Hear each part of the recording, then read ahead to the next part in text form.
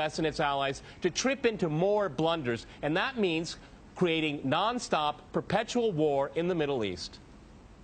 Well, I'm going to make this interesting and disagree with everyone. Okay. I do not accept the premise, which probably isn't too much of a surprise, but nonetheless, I reject the premise that the whole point of the so-called war on terror or investing in the Mujahideen was to somehow fight terrorism or to make a better world.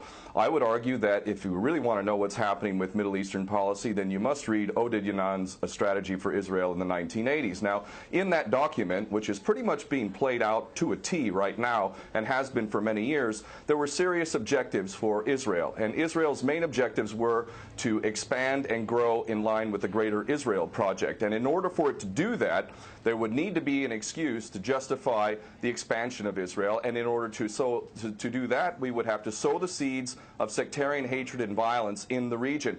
The #1 target of this plan was Iraq. We've achieved that. That's not a failure. That's actually a success. Iraq is a failed state largely. It is an absolute basket case. Sectarian hatred is absolutely insane. We see the beheadings and all of this madness, and we think it's a disaster. No, it's not at all. In fact, it's all part of the plan to break up Iraq into 3 different states. When we look at Syria, we also find that the goal is once again the same thing: sow the seeds of sectarian hatred and basically turn that nation into a basket case. This is happening according to plan as well. Now, ISIS, funny enough, could stand for the Israeli Secret Intelligence Service. Many people are seeing the very big benefits to the state of Israel, the so-called Jewish state of Israel, by the breakup and the balkanization of the surrounding states. So actually, if you believe what's being told to you, and I just don't know why anyone would believe anything that comes out of the mouth of virtually any Western leader, whether it be Obama or Bush or any of the rest of them, all of these people are nothing but patent liars, and everything they say is pretty much the opposite of the truth. So I don't accept virtually anything they say. Okay, good. Violence. Barack Obama did not bite at the opportunity to get involved in Syria a year ago. In fact, at the time when he was ready to start bombing Assad just about 13 months ago, and he backed off as soon as the first excuse came to mind. We've been supporting ISIS in Jordan, in Turkey, through our proxies in Saudi Arabia and Qatar. There is absolute continuity between the policies of Iraq and breaking it up and breaking up Syria as well. It is beyond naive to suggest that the U.S. doesn't have its fingerprints all over ISIS. In fact, tell me this: why has ISIS never once, or al-Nusra Front or al-Qaeda, not once have they attacked Israel? In fact, ISIS militants are getting medical attention in the Golan Heights and in Israel itself. What does that tell you? There is absolute continuity, but the actual policy, just like the Project for a New American Century laid out very clearly, that a, quote, new Pearl Harbor would be necessary to achieve this goal of full spectrum dominance. You could never tell the American people, or the world for that matter, we're going to fight wars of aggression where we're going to have to invade and occupy, we're going to have to spend hundreds of billions, if not trillions of dollars to achieve the goal of full spectrum dominance, which is to control, absolute control over air, land, sea, and space and cyberspace. The American people never would have bought it, so you can't tell them that. You have to tell them a bunch of lies. And we see this over and over again. What you have to do, Ken, if I can go... It would actually no question that there must always be a boogeyman. In fact, you're sitting in Russia now. For 50 years plus, we were fighting this Cold War that really was an absolute charade to begin with. There never really was a threat of a Soviet invasion. And for decades, we spent insane amounts of money developing nuclear weapons to the point of really completely, totally collective insanity. And here we sit today in a world that threatens a third world war with a policy that is clearly intended to totally destroy Syria. Let's see what happens. If we take Bashar al-Assad out of the equation in Syria, does anybody with half a brain not understand that that vacuum that's going to be created is going to be a vacuum filled by the most powerful interests there? And who is that right now? Well, that would be our best friends and allies, these little Frankenstein monsters that we create, whether it's al-Qaeda or al-Nusra Front or the latest ISIS monster that we've created. Those are the ones that are going to fill that vacuum, and that fits perfectly in line with Oded Yanan's A Strategy for Israel in the 1980s. And if these other two gentlemen haven't read that document, I seriously suggest you do. Another thing that's really worthy of pointing out is the so-called Islamic State is anything but Islamic. And yes, there is a war on Islam.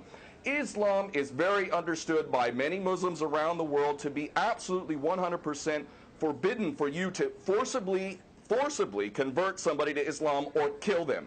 This is totally untrue. Back in the medieval times, when there was Muslim empires, it was an absolute understanding and policy amongst the Muslims who were in charge at that time that those who practiced whatever religion were allowed to continue practicing that religion, and they were not even forced to pay taxes into the Muslim empire itself. However, if people wanted to practice that religion, they would not be able to derive the benefits of the tax system and so on and so forth. The bottom line is no Muslim in their right mind would justify going in and literally executing men, women, and children simply because they don't convert to your religion. These people are not Islamic. They are creations of the monster, which is the empire of the United States and all its cohorts in Israel and England in particular.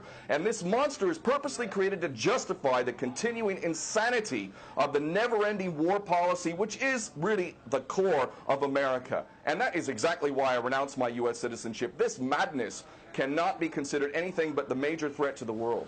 Okay, Peter, in New York, one of the things we've seen... There are very obvious solutions. One is to arrest the traitors in the U.S. Congress and White House who have sworn to uphold the U.S. Constitution, and somehow the American people have sat by while the president has afforded himself the power to execute anyone, anywhere, anytime, for any American citizen to be detained without any due process of law, no representation, incognito, and theoretically he could be condemned to death by a military tribunal in secret and executed. All of this operating under supposedly the United States Constitution. So all of these traitors need to be arrested, first and foremost. When Netanyahu came to the Congress a couple of years back, he received 29 standing ovations by these cowardly chicken hawk traitors. So the American patriots need to stand up and grab a pair and ultimately have some integrity and get rid of these traitors. Secondly, cut off all funding to Israel. Israel is a pariah state, a criminal state. It is committing active policies of genocide by the legal definition of the word according to Black's Law Dictionary. That country needs to be cut off right now. All of their attention needs to turn inward. Stop your little empire endeavors and full spectrum dominance and all of this sort of madness. Start taking care of your infrastructure back home. Start taking care of the American citizens who have worked their whole lives and now find themselves wondering how they're going to keep a roof over their head. All of that is very obvious and very sensible. Or America can continue to decline into an absolute total pariah state, hated and resented around the world, and maybe bring the whole world into World War III. I would prefer that we do the former instead of the latter, but ultimately we need some serious change in government, and that means getting rid of these traitors. Okay, Majid.